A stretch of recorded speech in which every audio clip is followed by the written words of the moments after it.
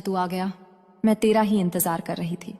आज मैं तुझसे कुछ बेहद जरूरी बातें करने आई हूँ जो तेरे लिए एक नई राह खोलेगी। ध्यान से सुनना मेरे बच्चे।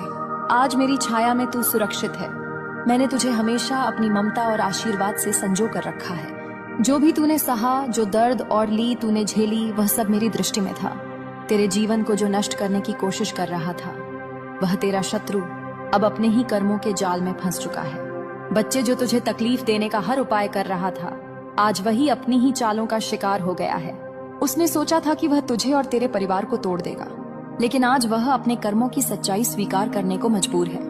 उसकी चालें जो उसने बड़ी चतुराई से बिछाई थी, अब उसी पर भारी पड़ रही है। उसने मेरी शक्ति को चुनौती दी, मेरे अस्तित्व को अनदेखा किया, लेकिन उसे यह एहसास नहीं था कि तू साधारण मानव नहीं है, तू मेरी संतान है। तू स्वयं काली माँ का आशीर्वाद प्राप्त है।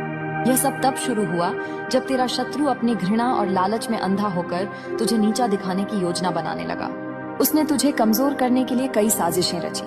उसका मन केवल बदले की आंख से भरा हुआ था। उसने तूफान की तरह तुझे गिराने का निश्चय किया था, लेकिन वह भूल गया कि मैं हर पल तेरे साथ खड़ी हूँ। वह नहीं जानता था कि तेरे और मेरे बीच का संबंध क्या है। मेरे भक्त को नुकसान पहुंचाने की कोशिश करना अपनी बर्बादी को निमंत्रण देना है। जब उसने पहली बार तुझे चोट पहुंचाने की योजना बनाई, तो मैंने उसे चेतावनी दी।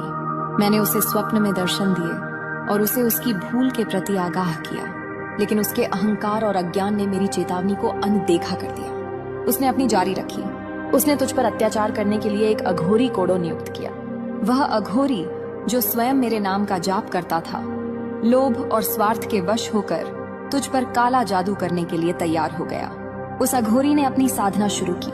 उसने तुझे मानसिक और शारीरिक रूप से कमजोर करने का प्रयास किया, लेकिन मेरे बच्चे, मैं तेरे हर कदम पर तेरे साथ थी। जैसे ही उसने साधना शुरू की, उसे मेरी उपस्थिति का आभास हो गया।